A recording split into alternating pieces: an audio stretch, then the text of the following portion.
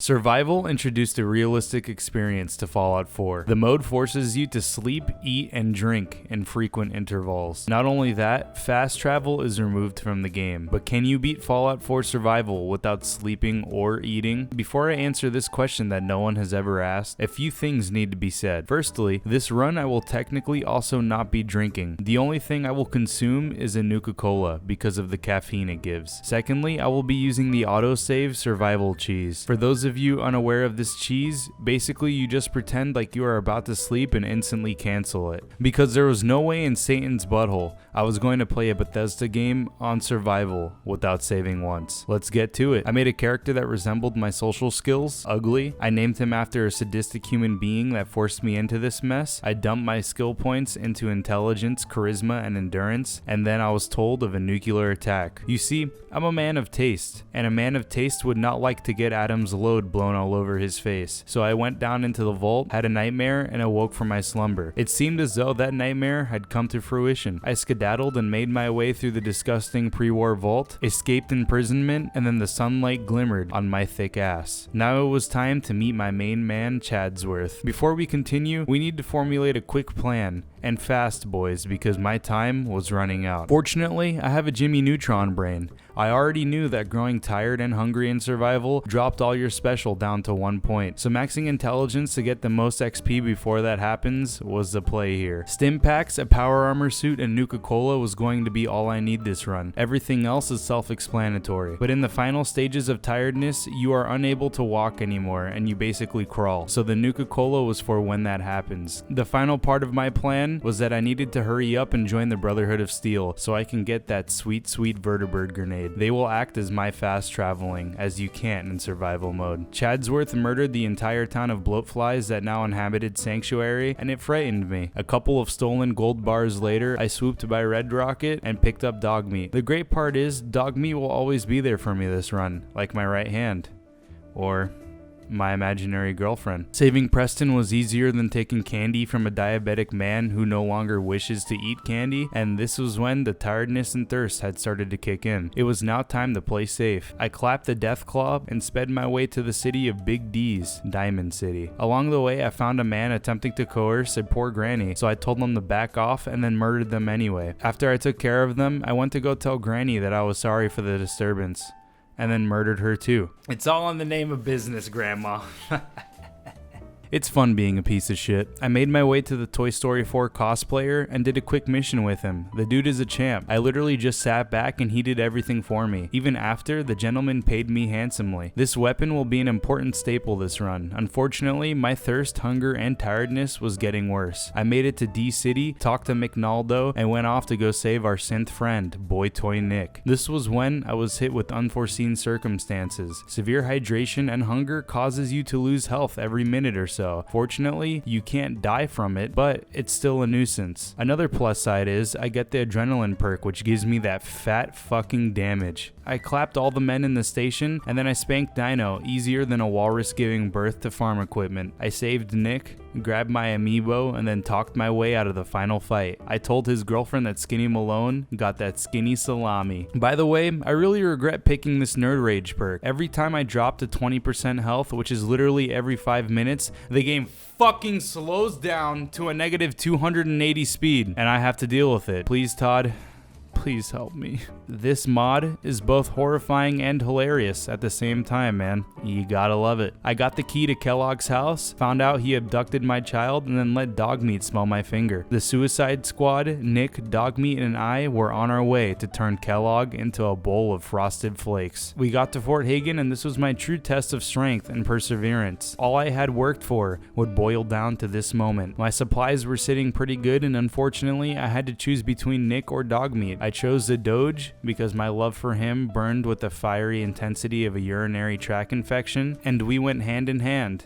into Fort Hagen. I pumped myself full of stims just in case as I traversed the place, and I made sure to take out all the synth scum in my way. Even though I couldn't run longer than a millisecond, this was going pretty well. We got to Kellogg, and let's just say Dogmeat and I boned him good, and I didn't even let the scum speak a single word. Woo! Woo! Get shit on! Tortuously, I walked back to Nick, and then I was told that I had to walk even more to find Dr. Amari. After I found her, they gave me a gift for all the walking I had done. That gift was to explore Kellogg's wet dreams and see what this fucker is all about. Whoa, okay, there's kids in here, what the fuck? From that shocking revelation, I came out with literally 1 health. I did an autosave cheese and then decided it was now time to go join the Brotherhood of Steel. These vertibirds are imperative for this playthrough, because I am really starting to grow tired of all this fucking walking! I got to Dan's with ease and we set off to go to the Hypebeast HQ. There, our Hypebeast overlord sent us on a quest. I was about as confused as a homeless person on house arrest when I witnessed the monstrosity of our Hypebeast's facial hair. We mustn't get distracted, men.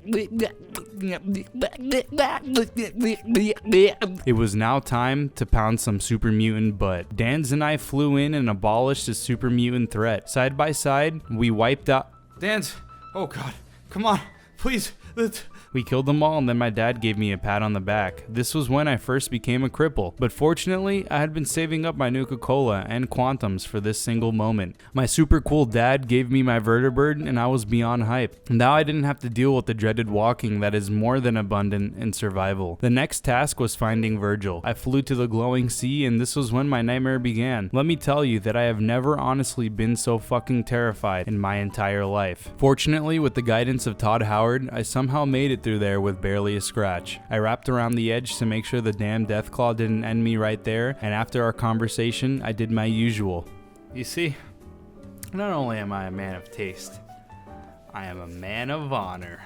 I stole a single stim pack and then took my vertibird back to the boys. An autosave later, and then I was now ready to head to Green Tech and kill myself a courser. I popped a Nuka-Cola so I could be ready to book. Why? Why the frick is there a Yogurt? Okay. I took a different route this time and finally got to Green Tech. I found myself a cheesy save location and was prepared for the struggle. My 20 health looking ass was ready. You see, Green Tech reeked of death and rape. Because you know what happened? Your boy powered through that place, straight up pooping on everything he saw. I had them like a toenail stuck in a sock. When I finally got to the courser, I pumped myself full of every jug known to mankind and steamrolled that boy. I was honestly terribly afraid of that last fight, but it was relatively easy, so heck yeah. Next up, I needed the chip analyzed. I arrived at Railroad HQ, got the chip analyzed, and as always, got distracted a bit, you know?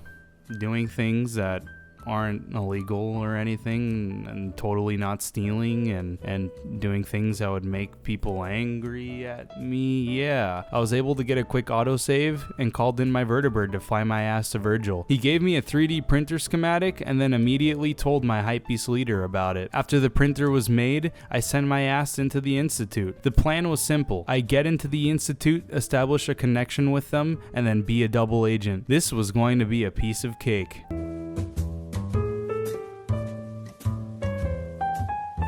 Okay, I thought this was a plan. It's not really working. Okay, time to go. We gotta go. So yeah, the plan didn't work. I let Ingram know of the unfortunate outcome of her plan and was told to find a woman. Finding her was easy. All I had to do was clap a couple of robots and tell her to come with me. After, I had to call in another vertibird to take me back to Hypebeast HQ and No.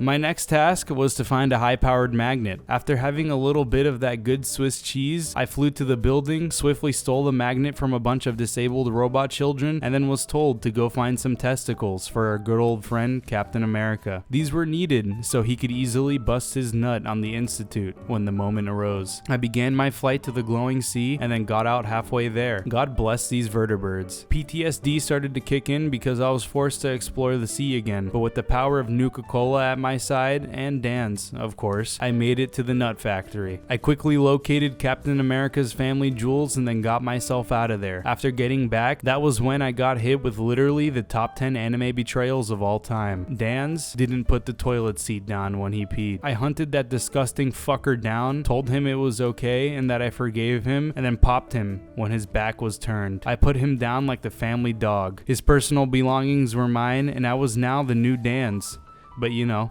the cheap Chinese version that was always hungry and tired and literally on the verge of dying from dehydration. The run was almost over with. I made it so far, dealing with my 20% health and having nerd rage pop every 5 minutes, but I was nearly done. The railroad was on my hit list. This time though, I was ready. I recruited back my one and only friend I should have never ditched in the first place and set off to Harriet Tubman HQ. This was going to be far from the nightmare like the last time I was here, as I thought they were no match for my big hulking power armor biceps. I chatted my way through their HQ and showed them true pain. Ha, a railroad? More like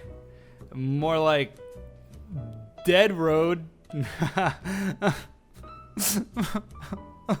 With them out of the picture, I went to stock up on supplies, get a quick autosave going, and now it was time for mass fusion. The glorious part of taking out the Harriet Tubmans was this railway rifle. With it in hand, this shit was going to be a breeze. Pooping on a bunch of synth scum was never so easy. I turned them all into puppy chow for dog meat, grabbed the science thing that I needed, and then got out of mass fusion. That was by far my easiest mass fusion run ever. Todd Howard really has blessed me this run. Captain America was now in heat, and he was ready to fuck any synth that would come into his sights. I fired him up, and then a really big fucking problem arose. I was out of Nuka-Cola. The rest of the run would have to be me trailing behind at a sluggish pace. A crippled child without his wheelchair would get anywhere faster than me. I trailed behind as Captain America shit on everyone. After, I hopped into the poop chute and crawled through the institute and watched as my hypebeast god posted Instagram stories of his new clothing. This was making me borderline insane. I shit you not, this last part alone took about an hour. Finally, I got to the final room and the hype god laid them to rest. Now I just had to make it to the core to plant the bomb.